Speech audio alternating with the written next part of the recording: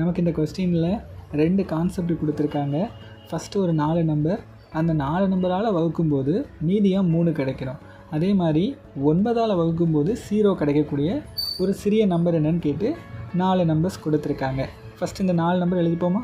5, 6, 7, 8. இந்த 4 நம்பருக்கும் நீங்கள் எல்சிஎம் கண்டுபிடிங்க. எல்சிஎம் வந்து 840ன்னு வரும். ஓகே, இந்த 840க்கு பக்கத்தில் இருக்கிற மாதிரி வேல்யூ ஏதாவது இதில் இருக்கான்னு பாருங்கள். எதுவுமே இல்லை. அப்போ என்ன பண்ணுங்கள், இதை 2ஆல் பெருக்குங்க. பெருக்குன்னா 1680ன்னு வரும். ஸோ இதுக்கு பக்கத்தில் இருக்கிற மாதிரி ஏதாவது வேல்யூ இருக்கா பாருங்கள். இங்கே 2 வேல்யூ இருக்குது.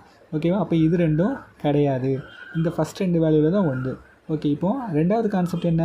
9ஆல் வகுப்படும் போது 0 வரணும். நீங்கள் என்ன பண்ணுங்கள், இது எல்லா நம்பரையும் கூட்டுங்க.